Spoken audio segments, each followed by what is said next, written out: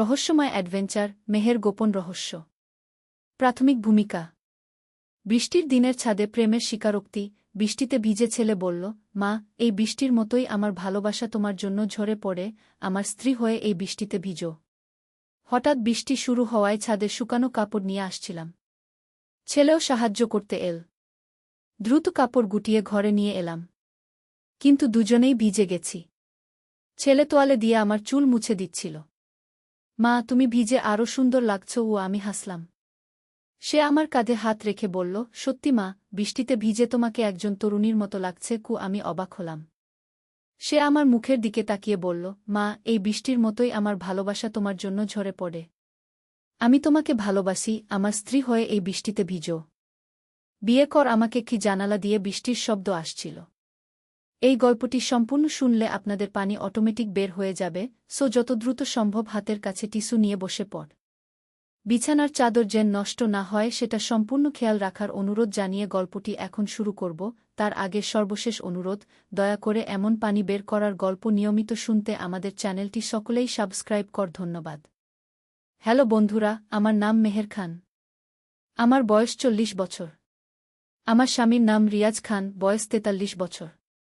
আমাদের 2 সন্তান, সাকিব আর রিনা। সাকিব 21 বছর বয়সী, বিশ্ববিদ্যালয়ে পড়ে। রিনা 14 বছর বয়সী, হাই স্কুলে যায়।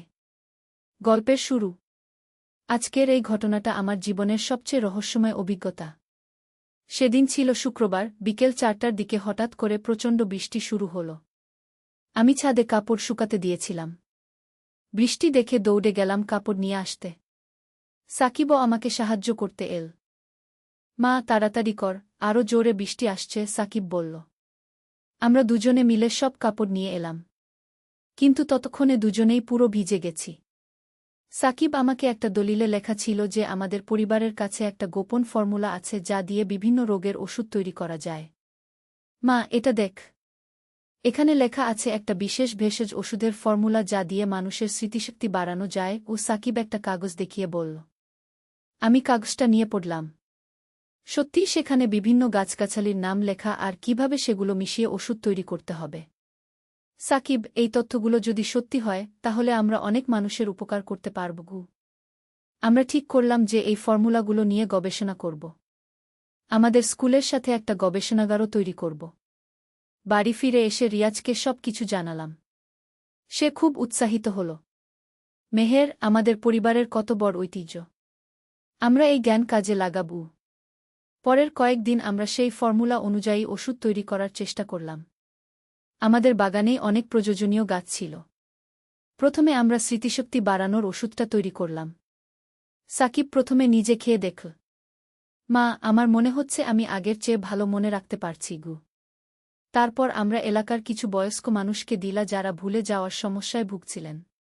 মেহের বোন, এই ওষুধ খাওয়ার পর আমি অনেক কিছু মনে রাখতে পারছি, ও একজন বৃদ্ধ ব্যক্তি বলল। ধীরে ধীরে আমাদের তৈরি ওষুধের খবর ছড়িয়ে গেল। অনেক মানুষ আমাদের কাছে আসতে শুরু করল। একদিন শহর থেকে একজন ডাক্তার এল। আপনারা যে ওষুধ তৈরি করছেন সেটা নিয়ে আমি গবেষণা করতে চাই। আমরা তার সাথে যোগ দিলাম। আমাদের পুরানো ফর্মুলাগুলো আধুনিক বিজ্ঞানের সাথে মিলিয়ে আরও ভালো ওষুধ তৈরি করতে শুরু করলাম। কয়েক মাস পর আমাদের স্কুল আর গবেষণাগার বেশ বিখ্যাত হয়ে গেল। সরকারি কর্মকর্তারাও এসে দেখে গেলেন। আপনাদের কাজ প্রশংসনীয়। আমরা আপনাদের সাহায্য করতে চাই, জেলা প্রশাসক বলল। আমাদের পরিবারের জীবন সম্পূর্ণ পাল্টে গেল। আমরা যে গোপন রহস্যের সন্ধান পেয়েছিলাম সেটা শুধু আমাদের নয়, পুরো এলাকার মানুষের কাজে লাগছিল। একদিন সকালে আমি বাগানে কাজ করছিলাম। হঠাৎ করে দেখলাম আমাদের সেই গোপন কূপের কাছে একটা নতুন গাছ জন্মেছে। গাছটা খুব অদ্ভুত। এমন গাছ আমি আগে কখনো দেখিনি। সাকিবকে ডেকে দেখালাম। মা, এই গাছটা আমাদের পূর্বপুরুষদের লেখায় উল্লেখ আছে। এটা একটা ঔষধি গাছ। আমরা সেই গাছের পাতা সংগ্রহ করলাম। আমাদের পুরানো বইয়ে এই পাতার ব্যবহার লেখা ছিল। এই পাতা দিয়ে তৈরি ওষুধ আরও বেশি কার্যকর হল। মানুষ আরও দ্রুত সুস্থ হতে শুরু করল। আমাদের স্কুলে এখন 500 ছেলেমেয়ে পড়াশোনা করে। তারা সবাই বিনামূল্যে শিক্ষা পায়। জাদুঘরে প্রতিদিন শত শত মানুষ আসে আমাদের পারিবারিক ইতিহাস দেখতে। গবেষণাগারে আমরা এখন 10 রকমের ওষুধ তৈরি করি। এই ওষুধগুলো সারা দেশে পাঠানো হয়। একদিন রিনা আমার কাছে এসে বলল, মা, আমিও বড় হয়ে তোমাদের মতো মানুষের সেবা করব। আমি তাকে কোলে নিয়ে বললাম, হ্যাঁ রে, আমাদের পরিবারের ঐতিহ্য তুমি এগিয়ে নিয়ে যাবে গু। সাকিবও এখন একজন দক্ষ গবেষক হয়ে উঠেছে। সে নতুন নতুন ওষুধ আবিষ্কার করে। রিয়াজ এখন আমাদের সব প্রকল্পের দেখাশোনা করে। সে তার চাকরি ছেড়ে দিয়ে পুরো সময় এই কাজে দিয়েছে। আমি মাঝে মাঝে ভাবি, যদি সেদিন বৃষ্টি না হতো, যদি আমরা ছাদে কাপড় শুকাতে না দিতাম, তাহলে হয়তো এই রহস্যের সন্ধানই পেতাম না। আমার সেই সাকিবের মজার কথাগুলো মনে পড়ে। সে যখন বলেছিল, মা, এই বৃষ্টির মতোই আমার ভালোবাসা তোমার জন্য ঝরে পড়ে, আমি তখন ভেবেছিলাম সে আমার সাথে মজা করছে। কিন্তু আসলে সেই কথাগুলোর মধ্যে লুকিয়ে ছিল আমাদের পরিবারের গোপন ইতিহাস। এখন আমি বুঝতে পারি যে আমাদের পূর্বপুরুষরা শুধু সম্পদ লুকিয়ে রাখেননি। তারা আমাদের জন্য রেখে গেছেন জ্ঞান, বিজ্ঞান আর মানবসেবার একটা উজ্জ্বল পথ। আজ যখন আমি আমাদের স্কুলের ছেলেমেয়েদের হাসিমুখ দেখি, যখন দেখি অসুস্থ মানুষ আমাদের ওষুধে সুস্থ হয়ে উঠছে, তখন আমার মনে হয় আমাদের পূর্বপুরুষদের আত্মা শান্তি পেয়েছে। সাকিব এখন প্রায় বলে, মা, আমাদের পরিবারের গল্প একটা পরীকাহিনীর মতো। আমি হেসে বলি, না রে, এটা পরীকাহিনী না। এটা আমাদের বাস্তব জীবনের গল্প। আমাদের পূর্বপুরুষদের ভালোবাসা আর ত্যাগের ফসল। আজ রাতে আমি আমাদের সেই গোপন টানেলে গিয়ে বসে থাকি। সেখানে এখন একটা ছোট্ট মন্দির তৈরি করেছি। আমি আমাদের পূর্বপুরুষদের কাছে কৃতজ্ঞতা জানাই। আপনাদের রেখে যাওয়া ঐতিহ্য আমরা সযত্নে রক্ষা করব। আপনাদের স্বপ্নের বাস্তবায়ন আমরা চালিয়ে যাবগু। বাতাসে একটা হালকা স্পর্শ অনুভব করি। মনে হয় যেন আমাদের পূর্বপুরুষরা আমাদের আশীর্বাদ করছেন। আমাদের এই গল্পটা আসলে একটা পরিবারের গল্প নয়। এটা আমাদের সবার গল্প। আমাদের সবার মধ্যেই লুকিয়ে আছে অসাধারণ সম্ভাবনা। আমাদের পূর্বপুরুষদের রেখে যাওয়া ভালো গুণগুলো আমাদের মধ্যে জাগিয়ে তুলতে পারলেই আমরা সবাই মিলে একটা সুন্দর সমাজ গড়তে পারব। আমার এই গল্প শুনে আপনাদের যদি মনে হয় যে আপনাদের পরিবারেও কোনো গোপন রহস্য লুকিয়ে আছে, তাহলে খোঁজ করে দেখুন। হয়তো আপনিও আবিষ্কার করতে পারবেন অসাধারণ কিছু। আর যদি কোনো গোপন রহস্য নাও থাকে, তাহলেও আপনি নিজেই হয়ে উঠুন আপনার পরিবারের প্রথম রহস্যময় ব্যক্তি। শুরু করুন মানুষের সেবা, জ্ঞান অর্জন আর ভালো কাজ। আপনার ভবিষ্যৎ প্রজন্ম আপনার কাজকে মনে রাখবে এবং গর্ব করবে। আমাদের গল্পের শেষ নেই। প্রতিদিন নতুন অভিজ্ঞতা, নতুন আবিষ্কার। আমাদের পরিবারের গল্প এখনও লেখা হয়ে চলেছে। আর এই গল্পের পরবর্তী অধ্যায় লিখবে আমাদের রিনা আর সাকিব। আমি নিশ্চিত যে তারাও আমাদের মতো অথবা আমাদের চেয়েও বেশি ভালো কিছু করবে। কারণ তাদের হাতে আছে আমাদের অভিজ্ঞতা, আমাদের জ্ঞান আর আমাদের পূর্বপুরুষদের আশীর্বাদ। এই হল আমাদের অ্যাডভেঞ্চারের সম্পূর্ণ কাহিনী। একটা সাধারণ বৃষ্টির দিন থেকে শুরু হয়ে আমাদের জীবনকে সম্পূর্ণ পাল্টে দিয়েছে। আর এই পরিবর্তন শুধু আমাদের জীবনেই নয়, আমাদের পুরো এলাকার মানুষের জীবনেও এসেছে। আমি আশা করি আমাদের এই গল্প আপনাদের অনুপ্রেরণা দেবে। আপনাদের জীবনেও আসবে এমন সুন্দর পরিবর্তন। ধন্যবাদ সবাইকে আমাদের গল্প ধৈর্য ধরে শোনার জন্য। আমাদের সাথে থাকুন, আরও অনেক গল্প নিয়ে আমরা আসব আপনাদের কাছে। তোয়ালে দিল। মা, তুমি ভিজে খুব সুন্দর লাগছ, সে হাসতে হাসতে বলল। আমি হেসে ফেললাম। আরে পাগল, মায়ের দিকে এভাবে তাকাস না গি। সাকিব আমার কাঁধে হাত রাখল। না মা, সত্যি বলছি। বৃষ্টিতে ভিজে তোমাকে একজন তরুণীর মতো লাগছে গি। আমি একটু অবাক হলাম। কি বলছিস তুই? সাকিব আমার চোখের দিকে তাকিয়ে বলল, মা, এই বৃষ্টির মতোই আমার ভালোবাসা তোমার জন্য ঝরে পড়ে গু। হঠাৎ করে সাকিব আমার হাত ধরে বলল, মা, আমি তোমাকে খুব ভালোবাসি। তুমি কি আমার স্ত্রী হয়ে এই বৃষ্টিতে ভিজবে? বিয়ে কর আমাকে গি। আমি তো একেবারে হতভম্ব হয়ে গেলাম। সাকিব, তুই কি বলছিস? আমি তো তোর মা। সাকিব হাসতে শুরু করল। মা, আমি মজা করছিলাম। তুমি কত সহজেই বিশ্বাস করে ফেলেছ। আরে পাগল, আমি তাকে একটা চট দেওয়ার ভাব করলাম। কিন্তু তখনই একটা অদ্ভুত ব্যাপার হল। সাকিব হঠাৎ করে তার মোবাইল ফোনটা বের করে কি যেন দেখতে শুরু করল। তার মুখের ভাব পরিবর্তন হয়ে গেল। মা, এটা দেখ। সাকিব ফোনটা আমার দিকে এগিয়ে দিল। ফোনের স্ক্রিনে একটা ম্যাপ দেখা যাচ্ছিল। আর সেখানে একটা লাল বিন্দু জ্বলছিল আমাদের বাড়ির ঠিক নিচে। এটা কি? আমি জিজ্ঞেস করলাম। মা, আমি একটা রহস্যের সন্ধান পেয়েছি। আমাদের বাড়ির নিচে একটা গোপন টানেল আছে। এই ম্যাপটা আমি পেয়েছি আমার দাদুর পুরানো ট্রাঙ্কে গিয়ে। আমি অবাক হয়ে গেলাম। তোর দাদুর ট্রাঙ্কে? কখন খুলেছিস? আজকে সকালে, যখন তুমি বাজারে গিয়েছিলে। দাদু তো সব সময় বলতেন যে আমাদের বাড়িতে একটা বিশাল গুপ্তধন লুকানো আছে। আমি ভেবেছিলাম উনি গল্প বলছেন গু। সাকিবের কথা শুনে আমার মনে পড়ে গেল। আমার শ্বশুর সত্যিই এমন কথা বলতেন। তিনি বলতেন যে তার দাদা ব্রিটিশ আমলে একজন বিখ্যাত গুপ্তচর ছিলেন। আর তিনি এই বাড়িতে অনেক মূল্যবান জিনিস লুকিয়ে রেখেছিলেন। কিন্তু সাকিব, এটা নিয়ে এখন ভাব কেন? তোর বাবাকে বল। না মা, বাবা আছেন অফিসে। আর এখন বৃষ্টিও থেমেছে। চল আমরা দেখে আসি। আমি একটু ভাবলাম। আসলেই কৌতূহল হচ্ছিল। ঠিক আছে, চল দেখি গু। আমরা দুজনে নিচে নামলাম। সাকিব ম্যাপ দেখে আমাদের বাড়ির পেছনের দিকে নিয়ে গেল।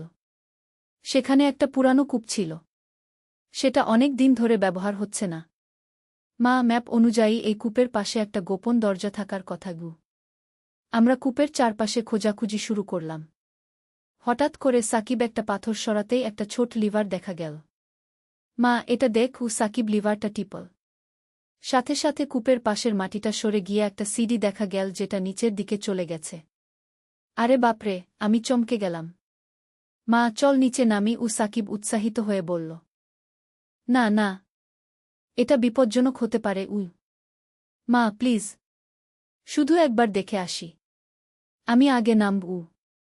সাকিব একটা টর্চ লাইট নিয়ে সিডি দিয়ে নামতে শুরু করল। আমিও তার পেছনে নামলাম। নিচে নামতেই একটা লম্বা টানেল দেখা গেল। টানেলের দেয়ালে পুরানো ইটের কাজ। মনে হচ্ছিল অনেক পুরানো। মা, এটা দেখ। সাকিব দেয়ালে একটা লেখা দেখাল। লেখাটা পড়তে পারলাম, যে ব্যক্তি এই পথ দিয়ে যাবে সে পাবে অমূল্য ধনভাণ্ডার। কিন্তু সাবধান, পথটি বিপজ্জনক। মা, চল আরও এগিয়ে যাই। আমরা টানেল দিয়ে হাঁটতে শুরু করলাম। প্রায় 10 মিনিট হাঁটার পর একটা বড় কক্ষে এসে পৌঁছালাম। কক্ষটার মাঝখানে একটা বড় বাক্স রাখা। মা, ওটা দেখ। সাকিব বাক্সটার দিকে দৌড়ে গেল। বাক্সটা খোলার চেষ্টা করতেই হঠাৎ করে পুরো কক্ষটা আলোকিত হয়ে গেল। দেয়ালে আরও অনেক বাক্স দেখা গেল। সাকিব প্রথম বাক্সটা খুল। ভেতরে অনেক পুরানো স্বর্ণের মুদ্রা আর গহনা। আরে, এতগুলো স্বর্ণের মুদ্রা! আমি অবাক হয়ে বললাম। দ্বিতীয় বাক্সে পাওয়া গেল অনেক হীরার গহনা। তৃতীয় বাক্সে পুরানো দলিলপত্র আর একটা ডায়েরি। সাকিব ডায়েরিটা খুলে পড়তে শুরু করল। মা, এটা আমাদের পূর্বপুরুষের ডায়েরি। তিনি এখানে লিখেছেন যে তিনি ব্রিটিশদের কাছ থেকে এই সব সম্পদ উদ্ধার করেছিলেন গু। হঠাৎ করে আমাদের মাথার উপর থেকে একটা আওয়াজ এল। মনে হচ্ছিল কেউ যেন উপর দিয়ে হেঁটে যাচ্ছে। সাকিব, চল দ্রুত উপরে যাই। বাবা হয়তো এসে গেছেন গু। আমরা তাড়াতাড়ি কিছু মুদ্রা আর গহনা নিয়ে উপরে উঠে এলাম। লিভারটা আবার টিপে গোপন দরজা বন্ধ করে দিলাম। ঘরে ঢুকতেই দেখি রিয়াজ এসে গেছে। তোমরা কোথায় ছিলে? খোঁজাখুঁজি করছিলাম গু। কিছু না, বাগানে ছিলাম। আমি বললাম। সাকিব আমার দিকে ইশারা করে বুঝিয়ে দিল যে এখনই বলবো না। রাতের খাবারের সময় সাকিব আর আমি পরস্পরের দিকে তাকিয়ে হাসছিলাম, আমাদের এই গোপন আবিষ্কারের কথা ভেবে। খাওয়ার পর রিয়াজ টিভি দেখতে বসল। আমি আর সাকিব রান্নাঘরে গিয়ে আবিষ্কৃত জিনিসগুলো দেখতে শুরু করলাম। মা, এই স্বর্ণের মুদ্রাগুলো দেখ। এগুলো মুঘল আমলের। সাকিব একটা মুদ্রা দেখিয়ে বলল। আর এই হারটা দেখ, কি সুন্দর কারুকাজ। হঠাৎ করে রিনা রান্নাঘরে এল।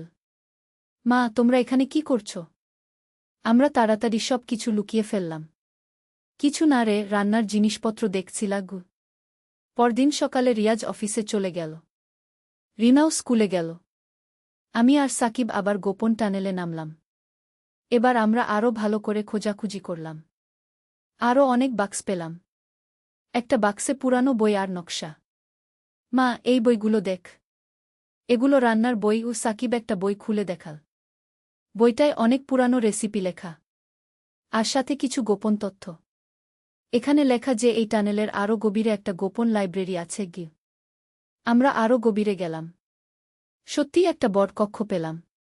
সেখানে অনেক পুরানো বই রাখা। মা, এই বইগুলো দেখ। এগুলো ইতিহাসের বই। সাকিব একটা বই খুল। বইয়ে আমাদের এলাকার পুরানো ইতিহাস লেখা। কিভাবে ব্রিটিশরা এসেছিল, কিভাবে স্থানীয় মানুষরা প্রতিরোধ করেছিল। মা, এখানে লেখা যে আমাদের পূর্বপুরুষ একজন স্বাধীনতা সংগ্রামী ছিলেন গু। আমি গর্ব অনুভব করলাম। আমাদের পরিবারের এমন ইতিহাস। হঠাৎ করে একটা বইয়ে একটা চিঠি পেলাম। চিঠিটা আমাদের পূর্বপুরুষ তার সন্তানদের জন্য লিখে রেখেছিলেন। চিঠিতে লেখা, আমার প্রিয় সন্তানেরা, আমি জানি একদিন তোমরা এই গোপন স্থান আবিষ্কার করবে। এই সম্পদগুলো তোমাদের জন্য রেখে যাচ্ছি। কিন্তু মনে রেখো, এই সম্পদ শুধু অর্থের জন্য নয়। এটা আমাদের ইতিহাস, আমাদের গর্ব। এই সম্পদ দিয়ে দেশের কাজে লাগাও। চিঠিটা পড়ে আমার চোখে জল এসে গেল। সাকিব, আমাদের পূর্বপুরুষ কত মহান মানুষ ছিলেন গু। সাকিবের চোখেও জল এসে গেল। মা, আমরা এই সম্পদ দিয়ে কি করব? আমি মনে করি আমাদের উচিত এলাকার গরিব ছেলেমেয়েদের জন্য একটা স্কুল তৈরি করা। দারুণ আইডিয়া মা। আর আমরা একটা জাদুঘরও তৈরি করতে পারি যেখানে এই পুরানো জিনিসগুলো রাখব। আমরা সিদ্ধান্ত নিলাম যে প্রথমে রিয়াজকে সব কিছু জানাব। তারপর আমরা একসাথে পরিকল্পনা করব। সন্ধ্যায় রিয়াজ অফিস থেকে ফিরল। খাওয়ার পর আমরা তাকে সব কিছু বললাম। প্রথমে রিয়াজ বিশ্বাস করতে পারল না। তোমরা মজা করছো নাকি? না বাবা, সত্যি। চল দেখিয়ে আনি, সাকিব বলল। আমরা সবাই মিলে গোপন টানেলে নামলাম। রিয়াজ সব দেখে অবাক হয়ে গেল। আরে, এত সম্পদ! রিনাও আমাদের সাথে এসেছিল। সেও খুব উৎসাহিত হল। বাবা, আমরা এগুলো দিয়ে কি করব? রিনা জিজ্ঞেস করল। রিয়াজ চিঠিটা পড়ে বলল, মেহের, তোমার আইডিয়াটা ভালো। আমরা একটা স্কুল আর জাদুঘর তৈরি করব। পরের কয়েক মাসে আমরা আইনি প্রক্রিয়া সম্পন্ন করলাম। সরকারি অনুমতি নিলাম। তারপর শুরু করলাম আমাদের স্বপ্নের প্রকল্প। আমরা শহীদ জমিরুদ্দিন স্কুল নামে একটা স্কুল তৈরি করলাম। জমিরুদ্দিন ছিলেন আমাদের সেই পূর্বপুরুষের নাম। স্কুলের সাথেই একটা জাদুঘর তৈরি করলাম। সেখানে আমাদের আবিষ্কৃত পুরানো জিনিসগুলো রাখলাম। স্কুল চালু হওয়ার দিন পুরো এলাকার মানুষ এল। সবাই আমাদের ধন্যবাদ জানাল। মেহের আপা, আপনারা এত বড় কাজ করেছেন, একজন প্রতিবেশী বলল। আমি গর্ব অনুভব করলাম। আমাদের পূর্বপুরুষের স্বপ্ন পূরণ হল। সাকিব স্কুলে শিক্ষক হিসেবে যোগ দিল। রিনাও অনেক সাহায্য করল। একদিন সকালে আমি বাগানে কাজ করছিলাম। হঠাৎ করে মাটি খোঁড়ার সময় আরেকটা ছোট বাক্স পেলাম। বাক্সটা খুলতেই ভেতরে একটা চিঠি আর একটা চাবি। চিঠিতে লেখা, আমার প্রিয় মেহের, আমি জানতাম একদিন তুমি এই চিঠি পাবে। এই চাবি দিয়ে শহরের পুরানো লাইব্রেরিতে আমার একটা গোপন কক্ষ খুলতে পারবে। সেখানে আরও অনেক গুরুত্বপূর্ণ দলিল আছে। আমি অবাক হয়ে গেলাম। চিঠিতে আমার নাম লেখা। কিন্তু কিভাবে সম্ভব? সাকিবকে ডেকে দেখালাম। সেও অবাক হয়ে গেল। মা, এটা কিভাবে সম্ভব? দাদুর দাদা কিভাবে তোমার নাম জানতেন? আমরা শহরের পুরানো লাইব্রেরিতে গেলাম। লাইব্রেরিয়ান আমাদের চাবিটা দেখে বলল, এই চাবি? এটা তো অনেক পুরানো। আমার দাদা বলতেন যে একদিন এই চাবির মালিক আসবেন। তিনি আমাদের নিয়ে গেলেন লাইব্রেরির পেছনের একটা কক্ষে। সেখানে একটা লোহার বাক্স। চাবি দিয়ে বাক্সটা খুলতেই ভেতরে অনেক দলিল। আর একটা চিঠি। চিঠিতে লেখা, প্রিয় মেহের, আমি জানি তুমি ভাবছ কিভাবে আমি তোমার নাম জানি। আসলে আমি একজন জ্যোতিষী ছিলাম। আমি দেখেছিলাম যে আমার বংশে একদিন মেহের নামে একজন নারী আসবে। সে আমাদের পরিবারের গৌরব ফিরিয়ে আনবে। চিঠিটা পড়ে আমার সারা শরীরে কাঁপুনি দিল। এটা কি ধরনের ব্যাপার? বাক্সে আরও কিছু দলিল ছিল। সেগুলোতে আমাদের পরিবারের সম্পূর্ণ ইতিহাস লেখা। আমরা জানতে পারলাম যে আমাদের পূর্বপুরুষরা শুধু স্বাধীনতা সংগ্রামী ছিলেন না, তারা বিজ্ঞানী, চিকিৎসক, শিক্ষকও ছিলেন। একটা চায়ে চিনি দিতে গিয়ে ছেলে বলল এমন মিষ্টি কথা যে আমি বুঝতে পারলাম না আসল মিষ্টি কোনটা, চিনি নাকি তার ভালোবাসা। সন্ধ্যায় চা বানাচ্ছিলাম। ছেলে রান্নাঘরে এসে দাঁড়াল। মা, আজ আমি চা বানাব। আমি বললাম, পারবি? সে হাসল, তোমার কাছ থেকে শিখেছি। চুলায় পানি বসাল। চা পাতা দিল। মা, কতটুকু চিনি দেব? আমি বললাম, 2 চামচ। সে চিনি দিতে গিয়ে বলল, তোমার হাসি এই চিনির চেয়েও মিষ্টি। আমি হেসে দিলাম। চা ফুটে উঠল। মা, এই চা যেমন গরম, আমার ভালোবাসাও তেমনি গরম। দুধ দিয়ে রং সুন্দর হল। আর এই দুধের মতোই পবিত্র আমার ভালোবাসা। আমি তার দিকে তাকালাম। চা ছেঁকে কাপে ঢাললাম। সে একটা কাপ আমার হাতে দিয়ে বলল, মা, এই চা পান করার আগে আমার একটা কথা শোনো। আমি কাপ হাতে নিয়ে অপেক্ষা করলাম। আমি তোমাকে ভালোবাসি। শুধু মা হিসেবে নয়, একজন নারী হিসেবে। কাপ থেকে ধোয়া উঠছিল। তুমি আমার স্ত্রী হয়ে যাও। চায়ের গরমে আমার ঠোঁট পুড়ে গেল। কিন্তু আমি খেয়াল করলাম না। তার কথায় মনোযোগ গেছে। বিয়ে করো আমাকে, মাগি। এই গল্পটি সম্পূর্ণ শুনলে আপনাদের পানি অটোমেটিক বের হয়ে যাবে, যত দ্রুত সম্ভব হাতের কাছে টিস্যু নিয়ে বসে পড়ুন। বিছানার চাদর যেন নষ্ট না হয় সেটা সম্পূর্ণ খেয়াল রাখার অনুরোধ জানিয়ে গল্পটি এখন শুরু করব। তার আগে সর্বশেষ অনুরোধ, দয়া করে এমন পানি বের করার গল্প নিয়মিত শুনতে আমাদের চ্যানেলটি সকলেই সাবস্ক্রাইব করুন। ধন্যবাদ। হ্যালো বন্ধুরা, আমার নাম শ্রাবণী দেবী। আমার বয়স ৪৪ বছর। আমার স্বামীর নাম প্রদীপ কুমার, বয়স ৪৭ বছর। আমাদের ২ সন্তান, রাহুল আর পূজা। রাহুল ১৮ বছর বয়সী, বিশ্ববিদ্যালয়ে পড়ে। পূজা ১৩ বছর বয়সী, স্কুলে যায়। আমি ভাবলাম রাহুল হয়তো কোনো নাটক করছে বা কোনো কবিতার অংশ পড়ছে। কিন্তু তার মুখের গম্ভীর ভাব দেখে আমি বুঝলাম এটা কোনো রসিকতা নয়। আমি হেসে বললাম, রাহুল, তুমি কি বলছ? এসব কি আবোলতাবোল কথা? সে আমার হাতে চায়ের কাপ ধরিয়ে বলল, মা, আমি গুরুতর। আমি তোমার প্রেমে পড়ে গেছি। আমি কাপটা টেবিলে রেখে দিয়ে বললাম, রাহুল, তুমি বুঝতে পারছ না তুমি কি বলছ? আমি তোমার মা। সে আমার কাছে এগিয়ে এসে বলল, হ্যাঁ, তুমি আমার মা। কিন্তু তুমি একজন সুন্দর নারীও। তোমার রূপ, তোমার ব্যবহার, সব কিছুতেই আমি মুগ্ধ। আমি অবাক হয়ে তার দিকে তাকিয়ে রইলাম। রাহুল আমার হাত ধরে বলল, মা, আমি জানি এটা অস্বাভাবিক মনে হতে পারে। কিন্তু প্রেমে কোনো বয়স নেই, কোনো সম্পর্ক নেই। আমি তার হাত ছাড়িয়ে নিয়ে বললাম, রাহুল, তুমি ঠিক নেই। ডাক্তার দেখানো দরকার। সে হাসল, মা, আমি পুরোপুরি ভালো আছি। আমার মন আমার নিজের নিয়ন্ত্রণে। আমি রান্নাঘর থেকে বেরিয়ে বসার ঘরে গেলাম। রাহুলও আমার পিছু নিল। মা, তুমি আমার কথা শুনো। আমি তোমাকে সত্যিই ভালোবাসি। আমি সোফায় বসে বললাম, রাহুল, তুমি আমার ছেলে। আমি তোমার মা। এর বেশি কিছু হতে পারে না। রাহুল আমার সামনে বসে বলল, মা, আমি জানি সমাজ আমাদের বুঝবে না। কিন্তু প্রেম কি সমাজের জন্য? আমি রেগে গিয়ে বললাম, রাহুল, এসব বাজে কথা বন্ধ করো। তোমার বাবা এলে কি বলবো? সে হাসি দিয়ে বলল, বাবাকে বলার দরকার নেই। এটা আমাদের মধ্যের ব্যাপার। আমি উঠে দাঁড়িয়ে বললাম, আমি তোমার সাথে আর কথা বলবো না। রাহুল আমার পায়ের কাছে বসে বলল, মা, আমি তোমার পা ছুঁয়ে বলছি, আমাকে একটা সুযোগ দাও। আমি তাকে সরিয়ে দিয়ে বললাম, রাহুল, তুমি লজ্জা করো না? সে মাথা নাড়িয়ে বলল, মা, প্রেমে লজ্জা নেই। আমি তোমার কাছে আমার মন খুলে দিচ্ছি। আমি তার দিকে তাকিয়ে ভাবলাম, এই ছেলেটা আসলেই পাগল হয়ে গেছে। হঠাৎ পূজা স্কুল থেকে ফিরল। মা, আমি ফিরে এসেছি। রাহুল সরে গেল। আমি পূজার দিকে গিয়ে বললাম, কেমন ছিল স্কুল? পূজা বলল, ভালো ছিল মা। কিন্তু রাহুল ভাইয়ার মুখে এমন ভাব কেন? আমি তাড়াতাড়ি বললাম, ও কিছু নয়। তুমি হাত মুখ ধুয়ে এসো। পূজা চলে যাওয়ার পর রাহুল আবার আমার কাছে এলো। মা, তুমি আমার কথা ভেবে দেখো।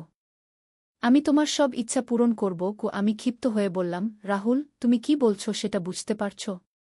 আমি তোমার জন্ম দিয়েছি। তুমি আমার গর্ভে ছিলে। রাহুল বলল, মা, সেসব পুরনো কথা। এখন আমরা দুজনই পূর্ণবয়স্ক। আমি হতাশ হয়ে বললাম, রাহুল, তুমি আমাকে কষ্ট দিচ্ছ। সে আমার হাত ধরে বলল, মা, আমি তোমাকে কষ্ট দিতে চাই না। আমি তোমাকে সুখী করতে চাই। তখনই হঠাৎ আমার মনে পড়ল, কয়েকদিন আগে রাহুলের ফোনে একটা মেসেজ এসেছিল।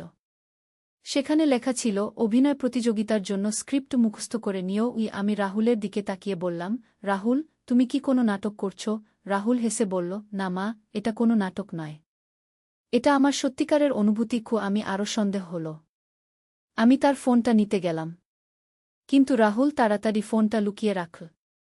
আমি বললাম, রাহুল, তোমার ফোনটা দেখি। রাহুল বলল, কেন মা? আমি বললাম, আমার সন্দেহ হচ্ছে তুমি কোনো নাটক অভ্যাস করছো। রাহুল ইতস্তত করে বলল, মা, আমি কোনো নাটক করছি না। কিন্তু তার মুখের ভাব দেখে আমি বুঝলাম সে মিথ্যা বলছে। আমি জোর করে তার ফোনটা নিলাম। ফোনটা খুলে দেখলাম সত্যিই একটা থিয়েটার গ্রুপের থেকে মেসেজ এসেছে। আগামীকাল প্রতিযোগিতা। নিষিদ্ধ প্রেম নাটকের স্ক্রিপ্ট অনুযায়ী অভিনয় করতে হবে। আমি রাহুলের দিকে তাকিয়ে বললাম, তাহলে তুমি সত্যিই অভিনয় করছিলে? রাহুল মাথা নিচু করে বলল, হ্যাঁ মা। আমি থিয়েটার গ্রুপে যোগ দিয়েছি। আগামীকাল প্রতিযোগিতা। আমাকে একটা বিতর্কিত চরিত্র করতে হবে। আমি স্বস্তির নিঃশ্বাস ফেললাম। তাহলে তুমি আমাকে পাগল বানাচ্ছিলে? রাহুল হাসি দিয়ে বলল, দুঃখিত মা। আমি স্ক্রিপ্টটা মুখস্থ করার জন্য অভ্যাস করছিলাম। তুমি এত ভয় পেয়ে গেলে তো? আমি রাগ করে বললাম, রাহুল, তুমি আমার সাথে এমন খেলা খেলছিলে? রাহুল বলল, মা, আমি ভাবিনি তুমি এত সিরিয়াস নিয়ে ফেলবে। আমি শুধু অভিনয় করছিলাম। আমি তার কানে চিমটি কেটে বললাম, এমন অভিনয় আর করবে না। আমার হার্ট অ্যাটাক হয়ে যাবে। রাহুল দুঃখিত মুখে বলল, সরি মা। আমি আর এমন করব না। হঠাৎ পূজা রান্নাঘর থেকে চিৎকার করে বলল, মা, এখানে একটা চিঠি পড়ে আছে। আমি রান্নাঘরে গিয়ে দেখি চায়ের কাপের পাশে একটা পুরনো চিঠি রয়েছে। চিঠিটা হাতে নিয়ে দেখি সেটা আমার নানির হাতের লেখা। চিঠিতে লেখা, প্রিয় শ্রাবণী, আমাদের বাড়ির একটা গোপন কক্ষ আছে। সেখানে পারিবারিক গুপ্ত সম্পদ রয়েছে। এই চিঠি যে পাবে সে সেই সম্পদের অধিকারী। আমি অবাক হয়ে রাহুল আর পূজাকে ডাকলাম। রাহুল এসে চিঠিটা পড়ল। মা, এটা কোথায় পেলে? আমি বললাম, চায়ের কাপের পাশে পড়েছিল। পূজা বলল, মা, হয়তো এটা কোনো পুরনো চিঠি। আমাদের বাড়িতে অনেক পুরনো জিনিস আছে। কিন্তু আমার মনে হলো এই চিঠিটা হঠাৎ এভাবে পাওয়া কোনো সাধারণ ব্যাপার নয়। চিঠিতে আরও লেখা ছিল, বাড়ির পূর্ব কোণে একটা পুরনো আলমারি আছে। সেই আলমারির পেছনে একটা গোপন দরজা আছে। রাহুল উৎসাহ নিয়ে বলল, মা, চলো দেখি তো সত্যিই কিছু আছে কিনা। আমি দ্বিধায় বললাম, রাহুল, এসব হয়তো কল্পনার ব্যাপার। কিন্তু পূজা বলল, মা, একবার দেখে নিলে ক্ষতি কি? আমরা তিনজন বাড়ির পূর্ব কোণের দিকে গেলাম। সেখানে সত্যিই একটা বড় পুরনো আলমারি ছিল। রাহুল আলমারিটা সরানোর চেষ্টা করল। অনেক কষ্টে আলমারিটা একপাশে সরাতে পারলাম। আলমারির পেছনে একটা ছোট দরজা দেখা গেল। দরজাটা খুব ছোট এবং পুরনো। রাহুল দরজায় ধাক্কা দিল। দরজা খুলে গেল। ভেতর থেকে একটা অন্ধকার সুডঙ্গের মতো দেখা যাচ্ছে। পূজা বলল, মা, এটা কি? আমি বললাম, জানি না। হয়তো কোনো পুরনো গোপন রুম। রাহুল মোবাইলের টর্চ জ্বালিয়ে ভেতরে উকি দিল। মা, এখানে একটা সিডি আছে। নিচে নেমে গেছে। আমি ভয় পেয়ে বললাম, রাহুল, ওখানে যেও না। বিপদ হতে পারে। কিন্তু রাহুল আর পূজা দুজনেই খুব উৎসাহী। রাহুল বলল, মা, চলো একবার দেখি। হয়তো সত্যিই কোনো ধনসম্পদ আছে। আমি অনিচ্ছা সত্ত্বেও তাদের সাথে যেতে রাজি হলাম। আমরা তিনজন ছোট্ট দরজা দিয়ে ভেতরে ঢুকলাম। সিডি বেয়ে নিচে নামতে লাগলাম। সিডিটা পাথরের তৈরি এবং বেশ পিচ্ছিল। সাবধানে নামতে হচ্ছিল। নিচে নেমে দেখি একটা ছোট কক্ষ। কক্ষটা বেশ পুরনো এবং স্যাঁতসেঁতে। কক্ষের মধ্যে একটা পুরনো বুকের মতো বাক্স রয়েছে। বাক্সের উপর একটা তালা লাগানো। রাহুল বলল, মা, এই বাক্সেই হয়তো গুপ্তধন আছে। আমি বললাম, কিন্তু তালা কিভাবে খুলব? পূজা চারিদিকে তাকিয়ে বলল, এখানে একটা চাবি রয়েছে। সে দেয়ালের একটা ফাটল থেকে একটা পুরনো চাবি বের করল। রাহুল চাবিটা নিয়ে বাক্সের তালা লাগাল। অবাক ব্যাপার, চাবিটা পুরোপুরি মিলে গেল। তালা খুলে গেল। বাক্স খুলতেই আমরা হতবাক হয়ে গেলাম। বাক্সের ভেতরে কিছু পুরনো স্বর্ণের গহনা, কিছু রূপার মুদ্রা আর কিছু পুরনো দলিলপত্র রয়েছে। রাহুল চিৎকার করে বলল, মা, আমরা ধনী হয়ে গেছি। পূজাও খুশি হয়ে নাচতে লাগল। আমি অবিশ্বাস্য চোখে সবকিছু দেখতে লাগলাম। পুরনো দলিলগুলো দেখে মনে হলো এগুলো আমাদের পূর্বপুরুষদের সম্পত্তির কাগজপত্র। একটা দলিলে লেখা ছিল, এই সম্পদ কেবল সেই পেতে পারে যে সত্যিকারের অভিনেতা, যে সবার সামনে নিজের অনুভূতি প্রকাশ করতে পারে। আমি রাহুলের দিকে তাকিয়ে বললাম, তুমি তোমার অভিনয়ের জন্যই আমরা এই ধনসম্পদ পেয়েছি। রাহুল হেসে বলল, মা, মনে হয় আমাদের নানি জানত আমি অভিনয় করব। পূজা বলল, কিন্তু নানি তো অনেক আগেই মারা গেছেন। তিনি কিভাবে জানলেন রাহুল ভাই অভিনয় করবে? এই প্রশ্নটা আমার মনেও এলো। আমি আরও ভালো করে চিঠিগুলো পড়লাম। একটা চিঠিতে লেখা, আমাদের পরিবারের ছেলেরা সবাই অভিনয়ে পারদর্শী। যে ছেলে সবচেয়ে সাহসী অভিনয় করবে সে এই সম্পদের অধিকারী হবে। আমি বুঝলাম আমাদের পরিবারে অভিনয়ের একটা ঐতিহ্য আছে। রাহুল সেই ঐতিহ্য অনুসরণ করেছে। আমরা সম্পদগুলো নিয়ে উপরে উঠে এলাম। বাড়িতে ফিরে প্রদীপও এসে গেছে। প্রদীপ অবাক হয়ে জিজ্ঞেস করল, কি হয়েছে? তোমরা এত খুশি কেন? আমি প্রদীপকে সবকিছু খুলে বললাম। রাহুলের অভিনয়ের কথা, গুপ্তকক্ষের কথা, সবকিছু। প্রদীপ প্রথমে বিশ্বাস করল না। কিন্তু যখন সোনারূপা দেখল তখন তার চোখ বিস্ফোরিত হয়ে গেল। প্রদীপ বলল, রাহুল, তুমি সত্যিই চমৎকার অভিনয় করেছ। তোমার অভিনয়ের জন্যই আমরা এই সম্পদ পেয়েছি। রাহুল বলল, বাবা, আমি প্রথমে শুধু থিয়েটার প্রতিযোগিতার জন্য অভ্যাস করছিলাম। কিন্তু এর ফলে আমরা এত কিছু পেয়ে গেলাম। পূজা বলল, রাহুল ভাই, তুমি এত ভালো অভিনয় করো যে মা সত্যি ভেবে বসেছিল। আমি হেসে বললাম, আমি তো ভেবেছিলাম তুমি সত্যিই পাগল হয়ে গেছ গু। সেদিন রাতে আমাদের পরিবারে এক অভিনব আনন্দ। আমরা সবাই একসাথে বসে পুরনো গল্পগুলো নিয়ে আলোচনা করলাম। প্রদীপ বলল, আমাদের পূর্বপুরুষরা সত্যিই খুব চালাক ছিল। তারা জানত কিভাবে পরিবারের ভবিষ্যৎ প্রজন্মকে পরীক্ষা করতে হয়। রাহুল বলল, বাবা, আমি আরও ভালো অভিনয় শিখব। হয়তো আমাদের পরিবারে আরও গোপন সম্পদ আছে। পূজা হাসি দিয়ে বলল, তাহলে আমিও অভিনয় শিখব। হয়তো আমার জন্যও কোনো সম্পদ রয়েছে গি। পরের দিন রাহুলের থিয়েটার প্রতিযোগিতা হল। সে চমৎকার অভিনয় করল এবং প্রথম পুরস্কার পেল। তার অভিনয় দেখে সবাই মুগ্ধ হয়ে গেল। বিচারকরা বলল, রাহুলের অভিনয়ে একটা প্রাকৃতিক সত্যতা আছে। মনে হয় সে সত্যিই সেই চরিত্রে বিলীন হয়ে গেছে। রাহুল পুরস্কার নিয়ে বাড়ি ফিরল। আমি তাকে অভিনন্দন জানিয়ে বললাম, তুমি সত্যিই দারুণ অভিনয় করেছ গু। রাহুল বলল, মা, তোমার সাথে যে অভ্যাস করেছিলাম সেটাই আমাকে সাহায্য করেছে।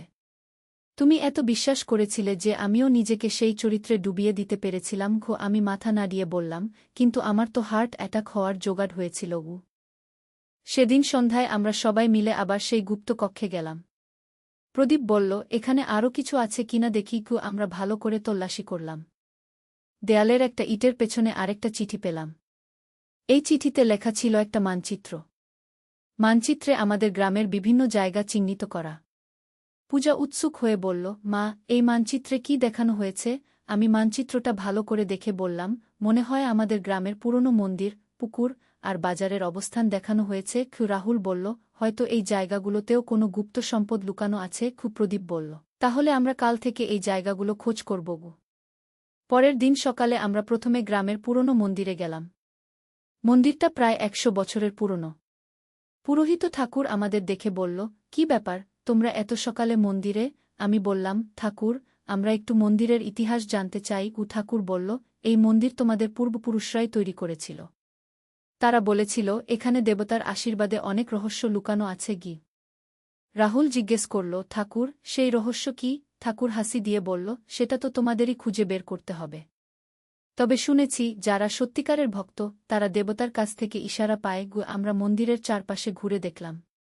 মন্দিরের পেছনে একটা পুরনো কুজো আছে। কুশোর পাশে একটা পাথরে কিছু লেখা খোদাই করা। পূজা পাথরের লেখাটা পড়ার চেষ্টা করল। মা, এখানে লেখা আছে, যে জল পান করবে সে সত্য দেখতে পাবে। প্রদীপ বলল, এটা কি অর্থ? রাহুল বলল, হয়তো এই কুয়োর জলে কোনো বিশেষত্ব আছে। আমি একটু ভয় পেয়ে বললাম, কিন্তু এই পুরনো কুজোর জল পান করা নিরাপদ তো? ঠাকুর আমাদের কথা শুনে এগিয়ে এলো। এই কুজোর জল একদম পবিত্র। আমার দাদু বলতো, এই জল পান করলে মানুষ অন্তর্দৃষ্টি পায়। রাহুল সাহস করে কুজো থেকে একটু জল তুলল। জলটা খুবই স্বচ্ছ এবং ঠান্ডা। সে একটু জল পান করল। কিছুক্ষণ পর রাহুল চোখ বন্ধ করে বলল, আমি কিছু দেখতে পাচ্ছি গিউ। আমরা সবাই উৎসুক হয়ে জিজ্ঞেস করলাম, কি দেখছ? রাহুল বলল, আমি দেখতে পাচ্ছি আমাদের বাড়ির বাগানে একটা পুরনো গাছের নিচে কিছু পুঁতে রাখা আছে। পূজা বলল, কোনো গাছ? রাহুল বলল, যে আমগাছটা বাড়ির একেবারে কোণে আছে সেটার নিচে। আমি অবাক হয়ে বললাম, সেই গাছটা তো অন্তত ৫০ বছরের পুরনো। আমরা তাড়াতাড়ি বাড়ি ফিরে গেলাম। আমগাছটার নিচে মাটি খুঁড়তে শুরু করলাম। অনেক খোঁড়াখুড়ির পর একটা পুরনো কলসির মতো জিনিস পেলাম। কলসিটা মাটি থেকে বের করে পরিষ্কার করে দেখলাম তার গায়ে সুন্দর নকশা করা। কলসির মুখ একটা কাপড় দিয়ে বাঁধা। কাপড় খুলে দেখি কলসির ভেতরে আরও কিছু স্বর্ণমুদ্রা আর একটা চামড়ার থলি। থলি খুলে দেখি সেখানে একটা হীরার আংটি আর একটা চিঠি। চিঠিতে লেখা, যে এই আংটি পাবে সে আমাদের পরিবারের আসল উত্তরাধিকারী। এই আংটি পরলে যে কোনো বিপদ থেকে রক্ষা পাওয়া যায়। রাহুল আংটিটা হাতে নিয়ে বলল, মা, এটা আমি পরতে পারি? আমি বললাম, অবশ্যই। তুমিই তো এই সব আবিষ্কার করেছ। রাহুল আংটিটা তার আঙুলে পরল। আংটি পরার সাথে সাথেই রাহুলের মুখে একটা আলাদা উজ্জ্বলতা এসে গেল। পূজা বলল, রাহুল ভাই, তোমাকে অন্যরকম দেখাচ্ছে গি। হঠাৎ আকাশে মেঘ জমতে শুরু করল। বৃষ্টি শুরু হল। আমরা সবাই ঘরের ভেতর ঢুকলাম। কিন্তু অদ্ভুত ব্যাপার হল, রাহুলের গায়ে একটা ফোঁটা পানিও লাগেনি। প্রদীপ অবাক হয়ে বলল, এটা কিভাবে সম্ভব? রাহুল নিজেও অবাক হয়ে বলল, আমি জানি না বাবা। আংটি পরার পর থেকে আমার অদ্ভুত লাগছে গু। আমি আংটির দিকে তাকিয়ে ভাবলাম সত্যি এর কোনো বিশেষ শক্তি আছে কিনা। সেদিন রাতে রাহুল বলল, মা, আমি আজ অদ্ভুত স্বপ্ন দেখছি। স্বপ্নে দেখছি আমাদের পূর্বপুরুষরা আমার সাথে কথা বলছে। আমি জিজ্ঞেস করলাম, কি বলছে? রাহুল বলল, তারা বলছে আমাদের পরিবারের একটা বিশেষ দায়িত্ব আছে। আমাদের গ্রামের মানুষদের সাহায্য করতে হবে। পরের দিন গ্রামে একটা অদ্ভুত ঘটনা ঘটল। গ্রামের একটা ছেলে কুজোতে পড়ে গিয়েছিল। সবাই তাকে উদ্ধার করার চেষ্টা করছিল কিন্তু পারছিল না। রাহুল সেখানে পৌঁছে আংটির শক্তিতে অনেক সহজেই ছেলেটিকে উদ্ধার করল। গ্রামের মানুষ অবাক হয়ে বলল, রাহুল, তুমি এত শক্তিশালী হলে কিভাবে? রাহুল বিনয়ের সাথে বলল, এটা ঈশ্বরের আশীর্বাদ, কিন্তু আমি জানতাম এটা সেই আংটির শক্তি। সেদিন থেকে রাহুল গ্রামের যে কোনো বিপদে এগিয়ে যেত। কারো বাড়িতে আগুন লাগলে সে প্রথমে পৌঁছে যেত। কেউ অসুস্থ হলে তাকে হাসপাতালে নিয়ে যেত। গ্রামের মানুষ তাকে খুব ভালোবাসতে শুরু করল। একদিন গ্রামে একজন সাধু এলো।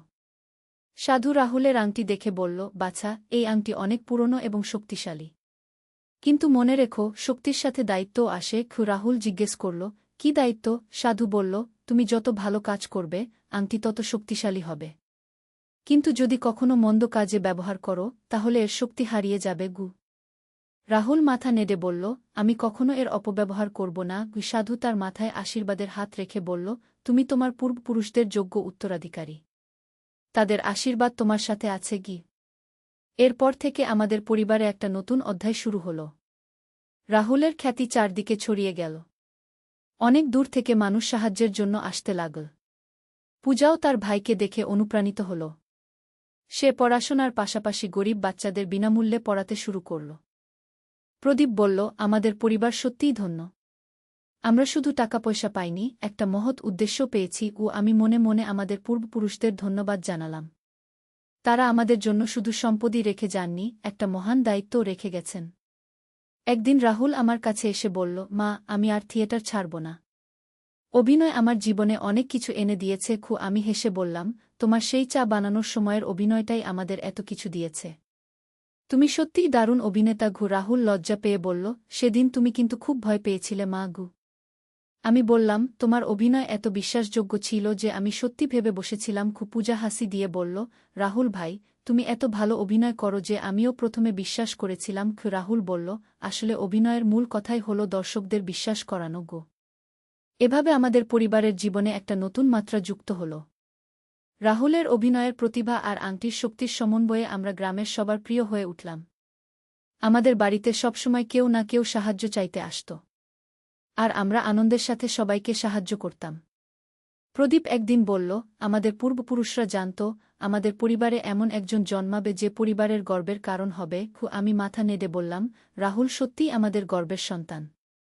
তার অভিনয়ের মাধ্যমে আমরা এত কিছু পেয়েছি। এই গল্পের শেষে আমি বুঝলাম, জীবনে কখনো কখনো এমন কিছু ঘটনা ঘটে যা আমাদের পুরো জীবনকে বদলে দেয়া।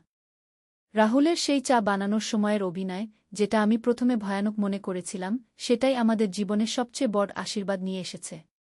আজ আমাদের পরিবার শুধু ধনী নয়, সম্মানিত। আর এই সব কিছুর পেছনে রয়েছে রাহুলের অভিনয়ের প্রতিভা আর আমাদের পূর্বপুরুষদের আশীর্বাদ। নূরের আলো। প্রথম অধ্যায়, অন্ধকারের মাঝে। মদিনার বাইরে একটি ছোট গ্রামে বাস করত আবদুল্লাহ নামের এক যুবক। তার বয়স তখন ২৫ বছর। সে ছিল একজন দক্ষ কামার, যার হাতের কাজ দেখে সবাই মুগ্ধ হতো। কিন্তু আবদুল্লাহর হৃদয়ে ছিল এক গভীর অশান্তি। সে দেখত যে তার চারপাশের মানুষেরা বিভিন্ন দেবদেবীর পূজা করে, কিন্তু তার মন কখনো এসব মূর্তি পূজায় শান্তি পেত না। আব্বু, এই পাথরের মূর্তিগুলো কি সত্যিই আমাদের সাহায্য করতে পারে? একদিন সে তার বাবা আবু বকর আল কুরাইশিকে জিজ্ঞেস করল। তার বাবা, যিনি গ্রামের একজন সম্মানিত ব্যক্তি ছিলেন, কপাল কুঁচকে উত্তর দিলেন, বেটা, আমাদের পূর্বপুরুষেরা এভাবেই পূজা করে এসেছেন। তুমি এসব নিয়ে প্রশ্ন তুলো না। কিন্তু আবদুল্লাহর মন প্রশ্নে ভরে থাকত। রাতের পর রাত সে আকাশের দিকে তাকিয়ে থাকত আর ভাবত, যিনি এই চাঁদতারা, আকাশ পৃথিবী সৃষ্টি করেছেন, তিনি নিশ্চয়ই এই পাথরের তৈরি মূর্তিগুলোর চেয়ে অনেক বড়। একদিন সকালে আবদুল্লাহ তার কামারশালায় কাজ করছিল। হঠাৎ একজন অপরিচিত ব্যক্তি এসে হাজির হলেন। তিনি ছিলেন মধ্যবয়স্ক, চেহারায় এক অদ্ভুত শান্তি আর তেজ। তার পোশাক সাধারণ, কিন্তু চোখে ছিল এক অন্যরকম আলো। আসসালামু আলাইকুম, অপরিচিত ব্যক্তি বললেন। আবদুল্লাহ একটু অবাক হয়ে জবাব দিল, ওয়া আলাইকুমুসসালাম। যদিও সে এই অভিবাদনের অর্থ পুরোপুরি বুঝত না, তবুও কেন যেন মনে হল এটা বলা উচিত। আমার নাম বিলাল ইবনে রাবাহ, অপরিচিত ব্যক্তি বললেন। আমি একটি তরবারি মেরামত করাতে এসেছি। আবদুল্লাহ তরবারিটি দেখল। এটি ছিল অত্যন্ত সুন্দর, কিন্তু হাতলে কিছু ক্ষতি ছিল। এই তরবারির ইতিহাস কি? আবদুল্লাহ কৌতূহলে জিজ্ঞেস করল। বিলাল একটা গভীর দীর্ঘশ্বাস ফেললেন। এই তরবারি দিয়ে আমি ইসলামের পথে জিহাদ করেছি। আল্লাহর রাসূল এর সাথে অনেক যুদ্ধে অংশ নিয়েছি। ইসলাম? আবদুল্লাহর চোখে কৌতূহলের আলো জ্বলে উঠল। এটা কি? বিলাল মৃদু হাসলেন। ইসলাম মানে শান্তি। আল্লাহ তায়ালার কাছে সম্পূর্ণ আত্মসমর্পণ। আমরা বিশ্বাস করি যে আল্লাহ ছাড়া কোনো ইলাহ নেই, আর মুহাম্মদ আল্লাহর রাসূল। আবদুল্লাহর হৃদয় এই বাণী শুনে কেঁপে উঠল। একজন আল্লাহ? কোনো মূর্তি নয়। হ্যাঁ, কেবল এক আল্লাহ, যিনি সব কিছুর স্রষ্টা, পালনকর্তা, যার কোনো শরিক নেই। পরবর্তী কয়েক ঘণ্টা আবদুল্লাহ আর বিলাল ইসলাম নিয়ে আলোচনা করলেন। বিলাল তাকে কুরআনের কিছু আয়াত শোনালেন, রাসূল এর জীবনী বললেন। প্রতিটি কথা আবদুল্লাহর অন্তরে গেঁথে গেল। তুমি কি ইসলাম গ্রহণ করবে? বিলাল শেষে জিজ্ঞেস করলেন। আবদুল্লাহ একটু ভেবে বলল, আমি সময় চাই। আমার পরিবার, আমার সমাজ, সবাই তো এর বিরুদ্ধে যাবে। সত্যের পথ সবসময় কঠিন, বিলাল বললেন। কিন্তু যে আল্লাহর উপর ভরসা রাখে, আল্লাহ তার জন্য পথ বের করে দেন। দ্বিতীয় অধ্যায়, সত্যের খোঁজে। বিলাল চলে যাওয়ার পর আবদুল্লাহর মন অস্থির হয়ে গেল। তার কামারশালায় বসে সে বারবার ভাবত, লা ইলাহা ইল্লাল্লাহু মুহাম্মাদুর রাসূলুল্লাহ, কি এই কলেমার অর্থ তার হৃদয়ে গেঁথে গিয়েছিল। সেই রাতে আবদুল্লাহ ঘুমাতে পারেনি। সে বাইরে বেরিয়ে আকাশের দিকে তাকাল। অসংখ্য তারা জ্বলজ্বল করছে। আল্লাহ, যদি তুমি সত্যিই এক এবং একমাত্র ইলাহ হও, তাহলে আমাকে সঠিক পথ দেখাও, সে মনে মনে প্রার্থনা করল। পরের দিন সকালে আবদুল্লাহর বাবা তার কাছে এলেন। বেটা, গতকাল যে লোকটা এসেছিল সে কি বলেছিল? গ্রামের লোকেরা বলছে সে নাকি কোনো নতুন ধর্মের কথা বলে। আবদুল্লাহ একটু ইতস্তত করে বলল, আব্বু, সে ইসলামের কথা বলেছে। এটা এমন একটা ধর্ম যেখানে কেবল একজন আল্লাহর উপাসনা করা হয়।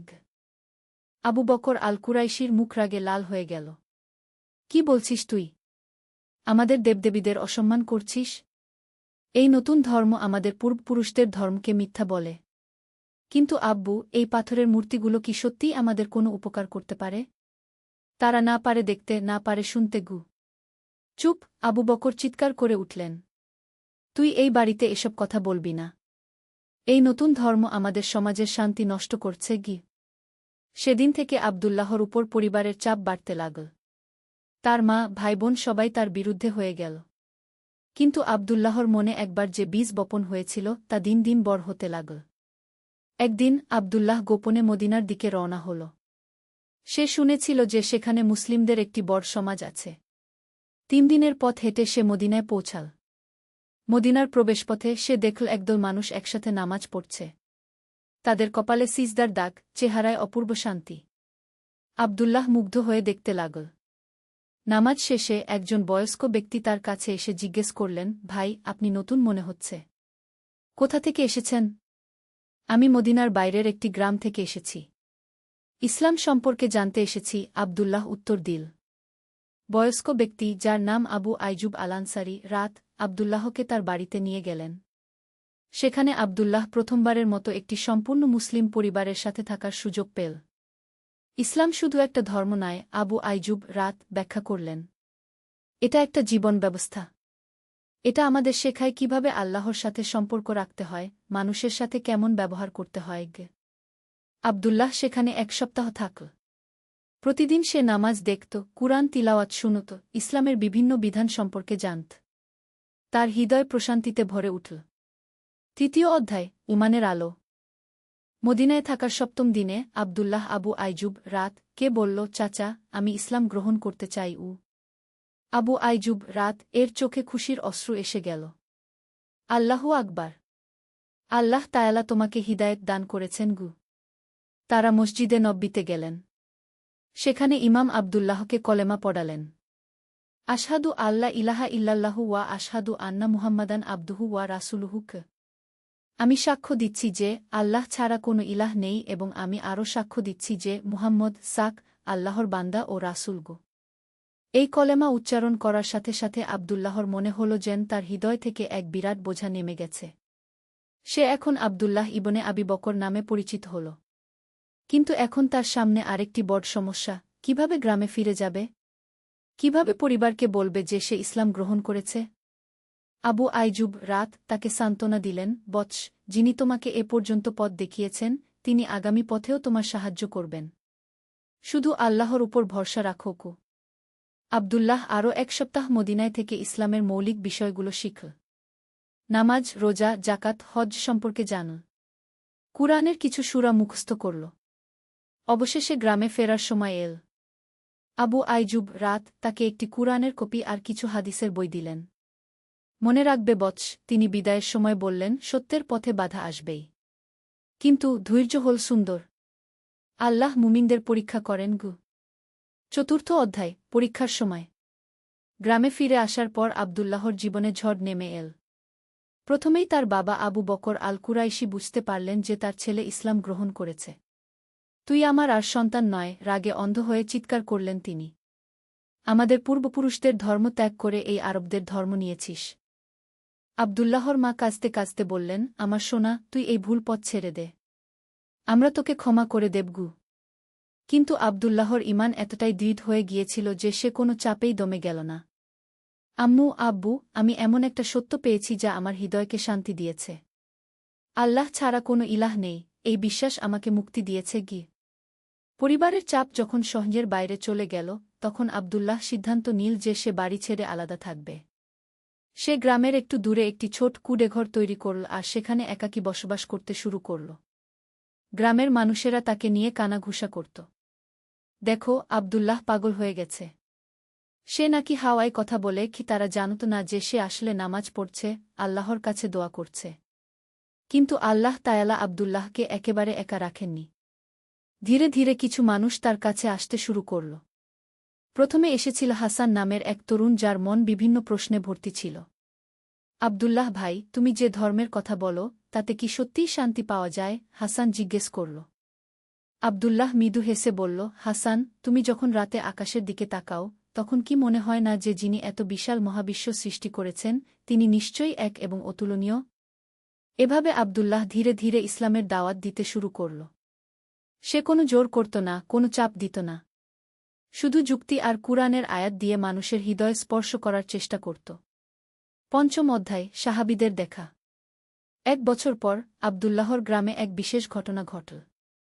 খবর এল যে মদিনা থেকে কিছু সাহাবী এই এলাকায় দাওয়াতের কাজে আসছেন। আবদুল্লাহর খুশির সীমা রইল না।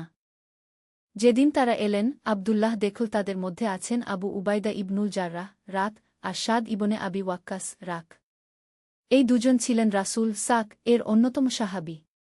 সুবহানাল্লাহ, আল্লাহু আকবার। আবদুল্লাহ আবেগে আর নিজেকে ধরে রাখতে পারল না। আবু উবাইদা আবদুল্লাহকে দেখে অবাক হলেন।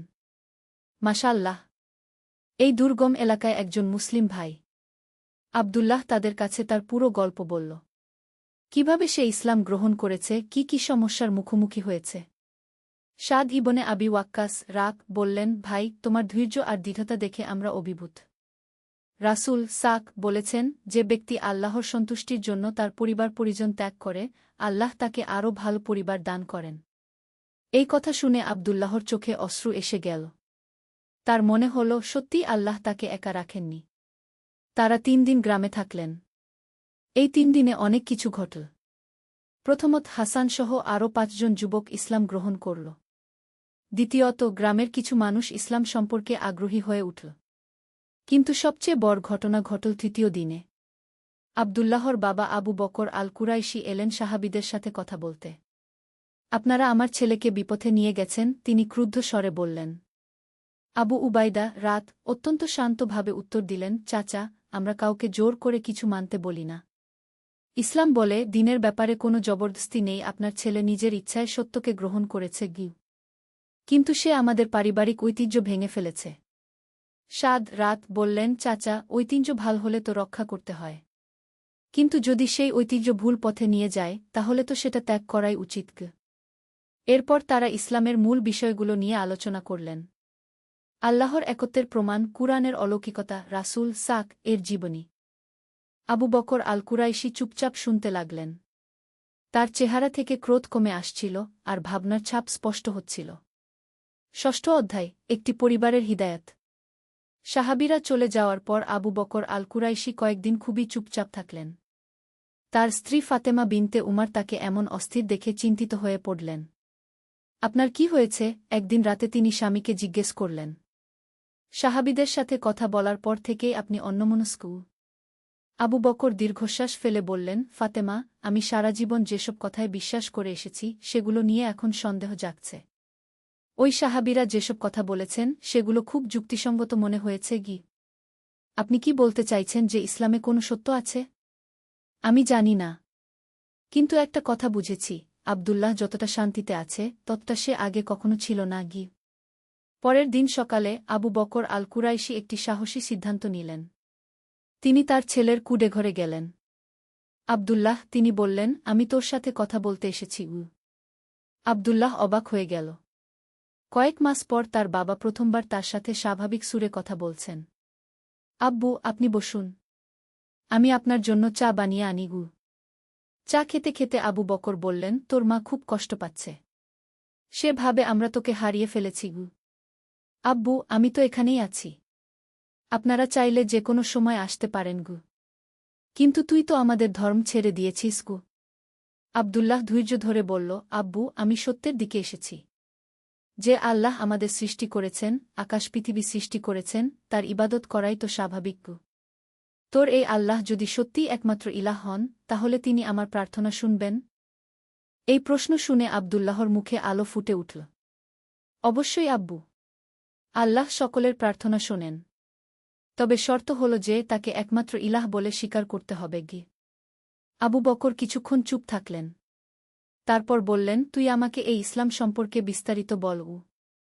পরবর্তী কয়েক ঘণ্টা আব্দুল্লাহ তার বাবাকে ইসলামের মৌলিক বিষয়গুলো বুঝিয়ে বলল। কুরআনের কিছু আয়াত পড়ে শোনাল। রাসূল সাক এর জীবনী বলল। সূর্য ডুবে যাওয়ার সময় আবু বকর আল কুরাইশি বললেন, বেটা, আমি কলেমা পড়তে চাই। আব্দুল্লাহর চোখে খুশির অশ্রু এসে গেল। আল্লাহু আকবার। আব্বু, বলুন, আশহাদু আল্লা ইলাহা ইল্লাল্লাহু ওয়া আশহাদু আন্না মুহাম্মাদান রাসূলুল্লাহ। আবু বকর আল কুরাইশি ধীরে ধীরে কলেমা পড়লেন। কলেমা শেষ হতেই তিনি বললেন, আল্লাহর কসম, আমার মনে এক অদ্ভুত শান্তি অনুভব হচ্ছে। সেদিন রাতে নতুন মুসলিম আবু বকর আল কুরাইশি, এখন তার নাম আবু বকর আল ইসলামী, বাড়িতে ফিরে গিয়ে তার স্ত্রীকে সব কিছু বললেন। ফাতেমা প্রথমে অবাক হলেন, তারপর বললেন, আপনি যদি সত্য পেয়ে থাকেন তাহলে আমিও সেই পথে আসতে চাই। এইভাবে একে একে পুরো পরিবার ইসলাম গ্রহণ করল। আব্দুল্লাহর দুই ভাই উমার আর আলী, তার বোন আয়েশা, সবাই কলেমা পড়ল। সপ্তম অধ্যায়, দাওয়াতের সম্প্রসারণ। পরিবার ইসলাম গ্রহণ করার পর গ্রামে একটা বড় পরিবর্তন আসল। আবু বকর আল ইসলামী ছিলেন গ্রামের একজন সম্মানিত ব্যক্তি। তার ইসলাম গ্রহণের খবর ছড়িয়ে পড়তে অনেকেই কৌতূহলী হয়ে উঠল। আবু বকর চাচা যদি এই ধর্ম গ্রহণ করেন তাহলে নিশ্চয়ই এতে কিছু সত্য আছে, মানুষেরা ভাবতে শুরু করল। আব্দুল্লাহ এখন আর একা ছিল না। তার বাবা, ভাইয়েরা সবাই মিলে গ্রামে ইসলামের দাওয়াত দিতে শুরু করল। তারা একটি নিয়ম করল, প্রতি শুক্রবার সকালে গ্রামের কেন্দ্রস্থলে বসে ইসলামের বিভিন্ন বিষয় নিয়ে আলোচনা করবে। প্রথম শুক্রবারেই ২০-২৫ জন মানুষ এসে জড়ো হল। আব্দুল্লাহ কুরআনের একটি আয়াত তিলাওয়াত করে শুরু করল। আমি জিন ও মানুষকে কেবল আমার ইবাদতের জন্যই সৃষ্টি করেছি। তারপর সে ব্যাখ্যা করল, ভাই বোনেরা, আমাদের জীবনের উদ্দেশ্য কি? আমরা কেন এই পৃথিবীতে এসেছি? এই আয়াতে আল্লাহ তাআলা স্পষ্ট করে বলে দিয়েছেন, আমাদের সৃষ্টি করা হয়েছে কেবল তার ইবাদতের জন্য। গ্রামের বয়স্ক একজন ব্যক্তি, ইউসুফ ইবনে মাসুদ, প্রশ্ন করলেন, কিন্তু আমরা তো আমাদের দেবতাদের পূজা করি। সেটাও তো ইবাদত। আবু বকর আল ইসলামী উত্তর দিলেন, ইউসুফ ভাই, যিনি আমাদের সৃষ্টি করেছেন তিনিই ঠিক করবেন কিভাবে তার ইবাদত করতে হবে। আমাদের মনগড়া পদ্ধতিতে ইবাদত করলে তো হবে না। তাহলে কিভাবে জানব সঠিক পদ্ধতি কি?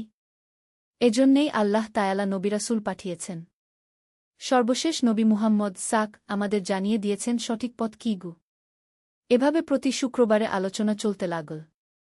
ধীরে ধীরে আরও অনেকে ইসলাম গ্রহণ করতে শুরু করল। 3 মাস পর গ্রামে প্রায় 50 জন মুসলিম হয়ে গেল।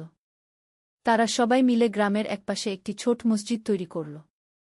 প্রতিদিন 5 ওয়াক্ত নামাজে সেই মসজিদ মুসলিদের কণ্ঠে আল্লাহু আকবার কু তাকবীরে মুখরিত হয়ে উঠত।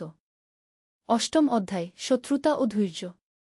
কিন্তু গ্রামের সবাই এই পরিবর্তনে খুশি ছিল না। যারা পুরনো ধর্মে বিশ্বাস করত তারা মুসলিমদের ক্রমবৃদ্ধিতে বিরক্ত হয়ে উঠল। তাদের নেতা ছিল আবু জাহল আল মুশরিক নামের একজন ধনী ব্যবসায়ী।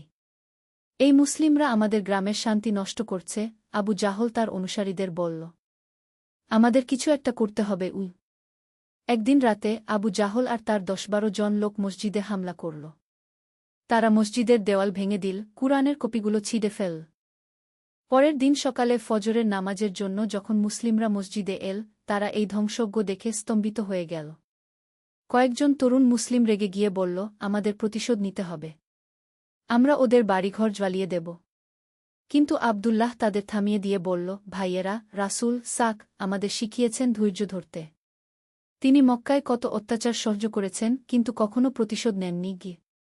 তাহলে আমরা কি করব? চুপচাপ সহ্য করে যাব? আবু বকর আল ইসলামী বললেন, আমরা এই মসজিদ আবার গড়ব, আরও সুন্দর করে। আর আল্লাহর কাছে দোয়া করব যেন তিনি আমাদের শত্রুদের হিদায়েত দান করেন। মুসলিমরা সবাই মিলে মসজিদ পুনর্নির্মাণ করল। এবার এটা আরও বড় আর সুন্দর হল। কিন্তু আবু জাহল থেমে থাকেনি। সে গ্রামের অন্যান্য অমুসলিমদের উস্কানি দিতে লাগল। এই মুসলিমরা আমাদের ব্যবসায় ক্ষতি করছে। ওরা বলে সুদ খাওয়া হারাম, জুয়া খেলা হারাম। এভাবে চললে আমাদের আয়ের পথ বন্ধ হয়ে যাবে। একদিন আবু জাহল আব্দুল্লাহর কামারশালায় এসে ধমক দিয়ে বলল, আব্দুল্লাহ, তুই এই গ্রামে ফিতনা ছড়াচ্ছিস। তোর ধর্ম প্রচার বন্ধ কর। আব্দুল্লাহ শান্তভাবে জবাব দিল, আবু জাহল ভাই, আমি কাউকে জোর করছি না। যারা সত্যকে গ্রহণ করতে চায় তারা নিজেদের ইচ্ছাই করছে। তোর এই সত্যমিথ্যার কথায় আমাদের পূর্বপুরুষদের অসম্মান হচ্ছে। ভাই, সত্য কখনো কারো অসম্মান করে না। সত্য মানুষকে সঠিক পথ দেখায়। আবু জাহল রাগে লাল হয়ে চলে গেল।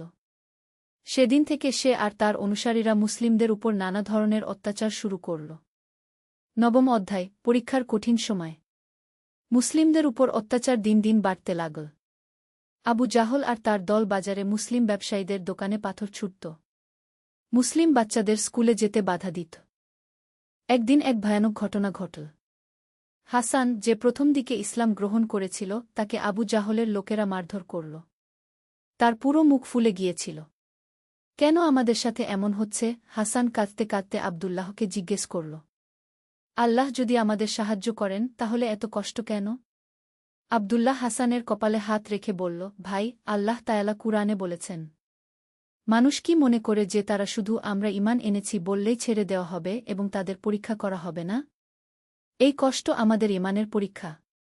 আল্লাহ দেখছেন আমরা কতটা ধৈর্যশীল। কিন্তু এই অত্যাচার কখন শেষ হবে? আল্লাহই ভালো জানেন।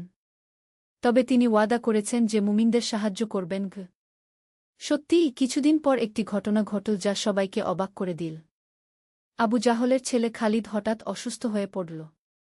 প্রচণ্ড জ্বর, সারা শরীরে যন্ত্রণা। গ্রামের সব চিকিৎসক দেখাল, কিন্তু কোনো ফল হল না। এক রাতে খালিদের অবস্থা খুবই খারাপ হয়ে গেল। মনে হচ্ছিল সে বুঝি মারা যাবে। আবু জাহল অসহায় হয়ে পড়েছিল। শেষ পর্যন্ত তার স্ত্রী তাকে বলল, শুনেছি মুসলিমদের দোয়া খুব ফলপ্রসূ হয়। আব্দুল্লাহদের কাছে গিয়ে দেখো না। প্রথমে আবু জাহল রাজি হয়নি, কিন্তু ছেলের জীবন বাঁচানোর জন্য শেষ পর্যন্ত সে আব্দুল্লাহর কাছে এল।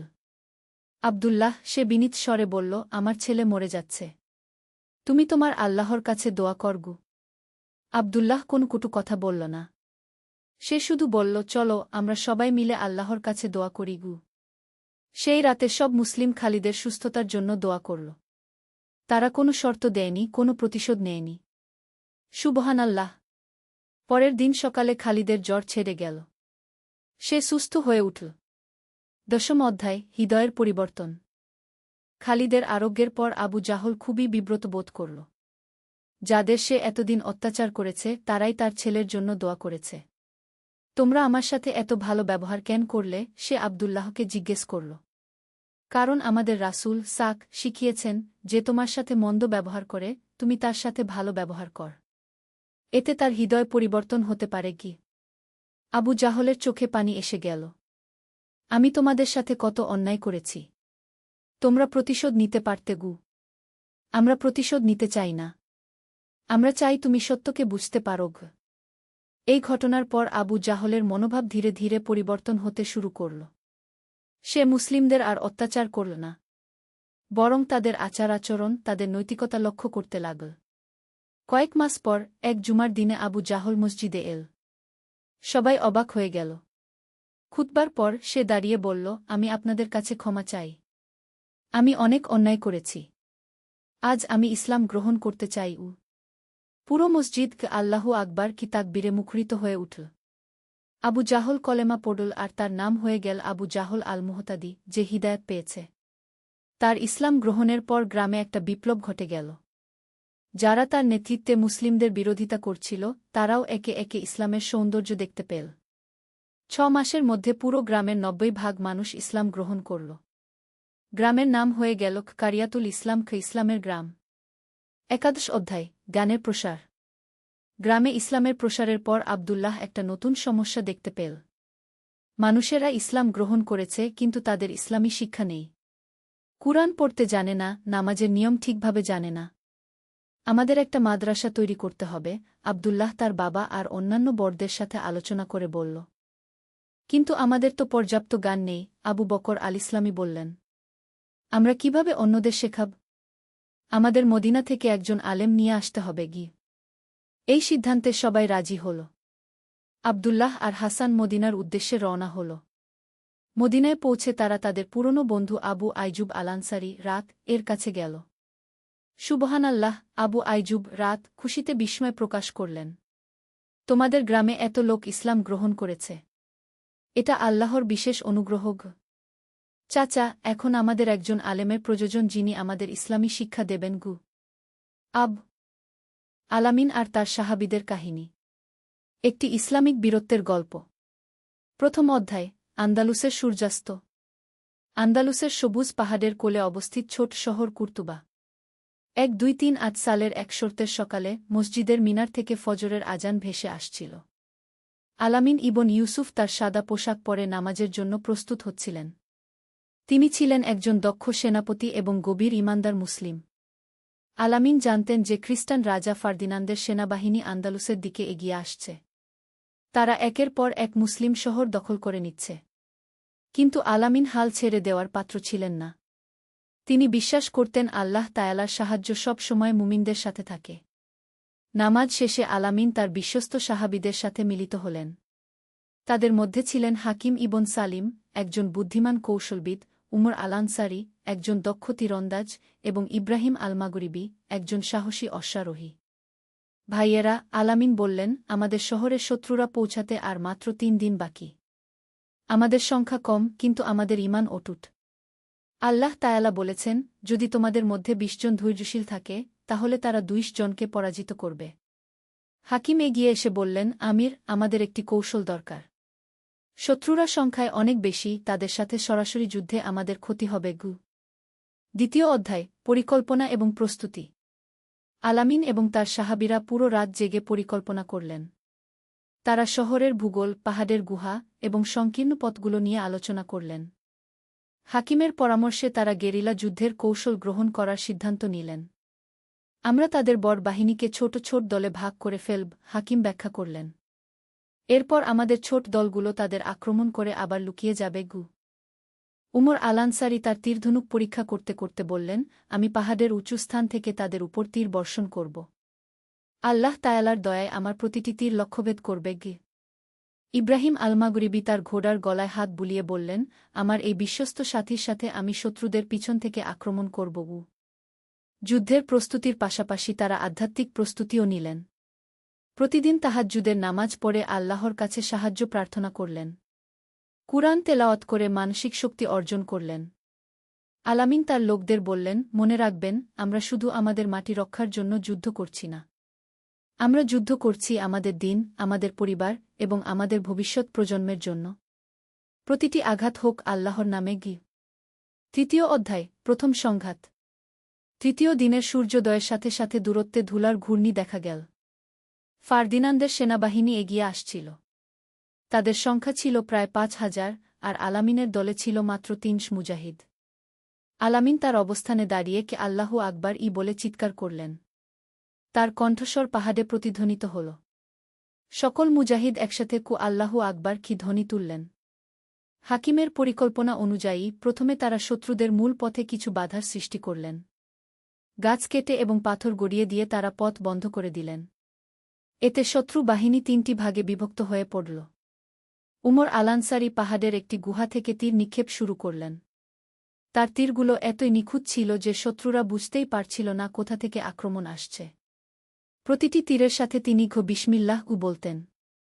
ইব্রাহিম আল-মাগরিবি তার ঘোড়া নিয়ে শত্রুদের সবচেয়ে ছোট দলটিকে আক্রমণ করলেন। তার তলোয়ার ঝকমক করছিল, আর প্রতিটি আঘাতের সাথে তিনি লা ইলাহা ইল্লাল্লাহ বলছিলেন।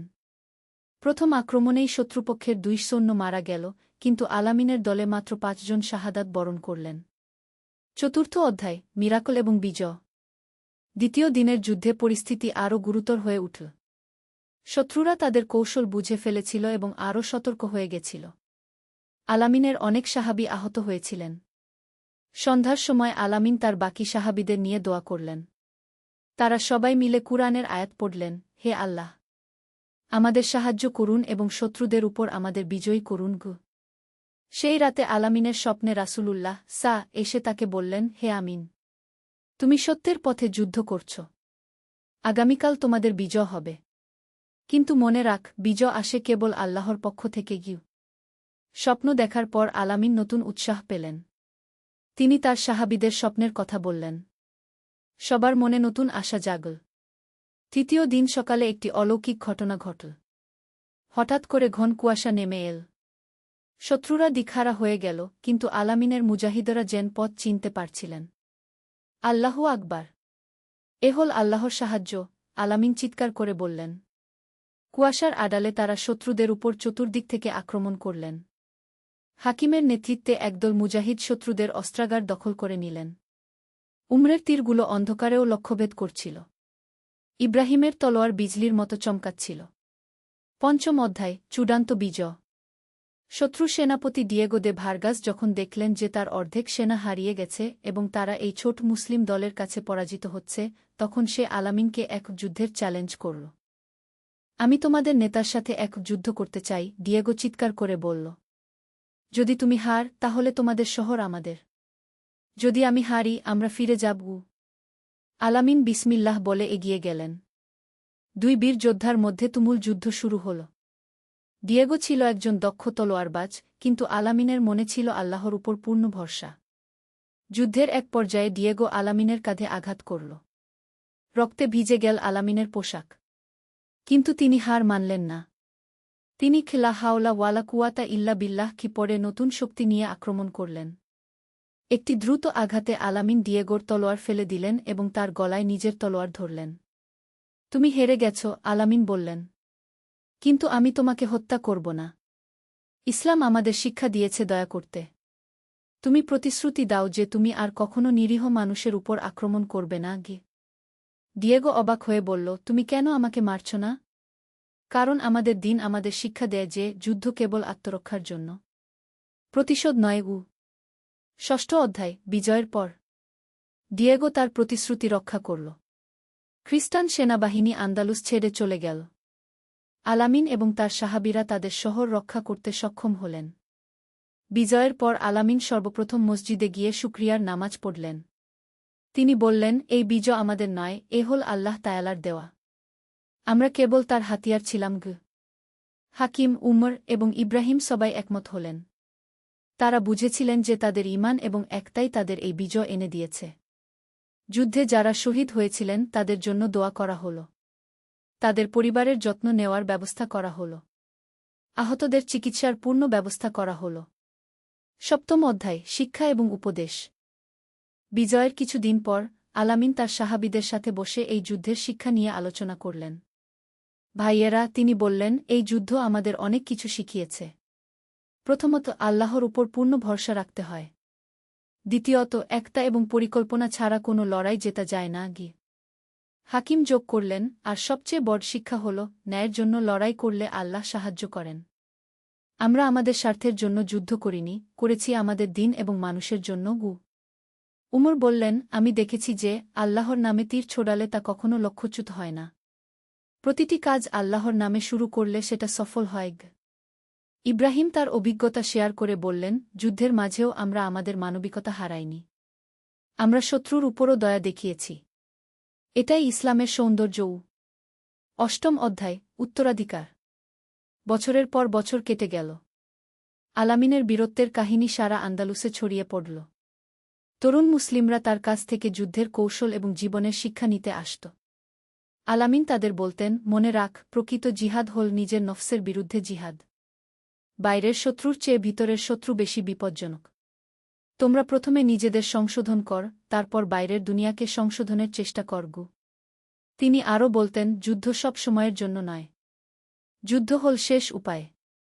আমাদের আসল কাজ হল মানুষের কল্যাণ করা, ইলম অর্জন করা এবং আল্লাহর দ্বীন প্রচার করা। হাকিম ইবন সালিম একটি মাদ্রাসা প্রতিষ্ঠা করলেন যেখানে ইসলামিক শিক্ষার পাশাপাশি যুদ্ধের কৌশলও শেখানো হতো। উমর আলানসারি তীরন্দাজি শেখানোর একটি একাডেমি খুললেন। ইব্রাহিম আলমাগরিবি অশ্বারোহণের একটি প্রশিক্ষণ কেন্দ্র স্থাপন করলেন। নবম অধ্যায়, জীবনের সন্ধ্যা। বয়স বাড়ার সাথে সাথে আলামিন আরও বেশি আল্লাহর ইবাদতে মগ্ন হয়ে পড়লেন। তিনি অধিকাংশ সময় মসজিদে কাটাতেন, কুরআন তেলাওয়াত করতেন এবং তরুণদের শিক্ষা দিতেন। একদিন তার এক শিষ্য জিজ্ঞেস করল, উস্তাদ, আপনার জীবনের সবচেয়ে বড় শিক্ষা কি? আলামিন মৃদু হেসে বললেন, সবচেয়ে বড় শিক্ষা হল এই যে, আল্লাহ তায়ালা সব সময় আমাদের সাথে আছেন। যখন আমরা তার পথে চলি, তখন তিনি আমাদের এমন শক্তি দেন যা আমরা কল্পনাও করতে পারি না। সেই যুদ্ধে আমরা জিতেছিলাম আমাদের তলোয়ারের জোরে নয়, জিতেছিলাম আমাদের ইমানের জোরে। তিনি আরও বললেন, জীবনে অনেক যুদ্ধ আসবে। কখনো বাইরের শত্রুর সাথে, কখনো নিজের মনের শয়তানের সাথে। কিন্তু যদি আল্লাহর উপর ভরসা রাখ এবং সৎ সাহাবীদের সাথে থাক, তাহলে কোনো যুদ্ধেই তুমি হারবে না। দশম অধ্যায়, অনন্তযাত্রা। ৮০ বছর বয়সে আলামিন ইবন ইউসুফ ইন্তেকাল করলেন। তার জানাজায় হাজারো মানুষ উপস্থিত হয়েছিল। হাকিম, উমর এবং ইব্রাহিম, তার সেই বিশ্বস্ত ৩ সাহাবী তার কবরে মাটি দিলেন। হাকিম কাঁদতে কাঁদতে বললেন, আমাদের আমির চলে গেলেন, কিন্তু তার শিক্ষা আমাদের সাথে রয়ে গেল। উমর বললেন, তিনি আমাদের শিখিয়েছেন যে মৃত্যু কোনো শেষ নয়, এটি নতুন যাত্রার শুরু। ইব্রাহিম যোগ করলেন, তিনি এখন জান্নাতে আছেন, সেসব শহীদদের সাথে যারা আমাদের সাথে যুদ্ধ করেছিলেন। একাদশ অধ্যায়, চিরন্তন বার্তা।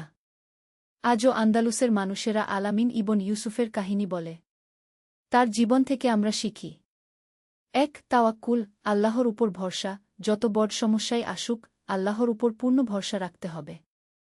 ২. একতা ও ভ্রাতৃত্ব, একা কেউ বড় কিছু করতে পারে না। ভালো সাহাবীদের সাথে থাকতে হবে। ৩. কৌশল ও পরিকল্পনা, ইমানের সাথে বুদ্ধিমত্তাও দরকার। আল্লাহ বলেছেন, তোমরা প্রস্তুতি নাও। ৪. দয়া ও ন্যায়, শত্রুর উপরও দয়া দেখানো ইসলামের শিক্ষা। ৫. জ্ঞান অর্জন, যুদ্ধের পাশাপাশি ইলম অর্জন করাও জরুরি। ৬. ধৈর্য ও অধ্যবসায়, কঠিন সময়েও ধৈর্য ধরতে হবে এবং হাল ছাড়া যাবে না। ৭. শুকরিয়া, সফলতার পর আল্লাহর শুকরিয়া আদায় করতে হবে এবং অহংকার করা যাবে না। আলামিনের এই কাহিনী আমাদের মনে করিয়ে দেয় যে জীবনে আমাদের অনেক যুদ্ধ করতে হয়। কখনো পরীক্ষার যুদ্ধ, কখনো দারিদ্র্যের বিরুদ্ধে যুদ্ধ, কখনো নিজের নফসের বিরুদ্ধে যুদ্ধ। কিন্তু যদি আমরা আল্লাহর উপর ভরসা রাখি এবং সৎ পথে চলি, তাহলে আল্লাহ তায়ালা আমাদের সাহায্য করবেন। উপসংহার, আমাদের জন্য শিক্ষা। আজকের যুগেও আলামিনের মতো মুসলিমদের প্রয়োজন, যারা ঈমানদার, সাহসী, বুদ্ধিমান এবং দয়ালু। যারা শুধু নিজের স্বার্থ নয়, বরং সমাজের কল্যাণের কথা চিন্তা করে। হাকিম ইবন সালিমের মতো আমাদের দরকার পরিকল্পনাকারী এবং বিচক্ষণ মানুষ। উমর আলানসারির মতো দক্ষ এবং নিষ্ঠাবান কর্মী। ইব্রাহিম আলমাগরিবির মতো সাহসী এবং দৃঢ়চেতা যোদ্ধা। আর সবার উপরে আলামিন ইবন ইউসুফের মতো নেতা, যিনি আল্লাহভীরু, ন্যায়পরায়ণ এবং জনগণের সেবায় নিয়োজিত। তাদের এই কাহিনী আমাদের শেখায় যে সংখ্যায় কম হলেও যদি ঈমান মজবুত হয় এবং একতা থাকে, তাহলে আল্লাহ তায়ালা অবশ্যই বিজয় দান করেন। যেমন কুরআনে আল্লাহ বলেছেন, আর আল্লাহ তোমাদের সাহায্য করলে তোমাদের উপর কেউ বিজয়ী হতে পারবে না। সূরা আলে ইমরান আয়াত 160। এই গল্পটি আমাদের প্রেরণা দেয় যেন আমরাও আমাদের জীবনে আলামিনের মতো আল্লাহর উপর ভরসা রাখি, সৎসঙ্গী নির্বাচন করি, ন্যায়ের পক্ষে দাঁড়াই এবং যে কোনো বিপদে ধৈর্য ধরি। আল্লাহ তায়ালা আমাদের সবাইকে আলামিন এবং তার সাহাবীদের মতো ঈমানদার এবং সাহসী মুসলিম হওয়ার তাওফিক দান করুন। আমিন। সমাপ্ত। যারা ঈমান আনে এবং সৎকর্ম করে তাদের জন্য রয়েছে জান্নাত, যার নিচ দিয়ে প্রবাহিত হয় নদীসমূহ। তারা সেখানে চিরকাল থাকবে। সূরা বাকারা আয়াত 2-5।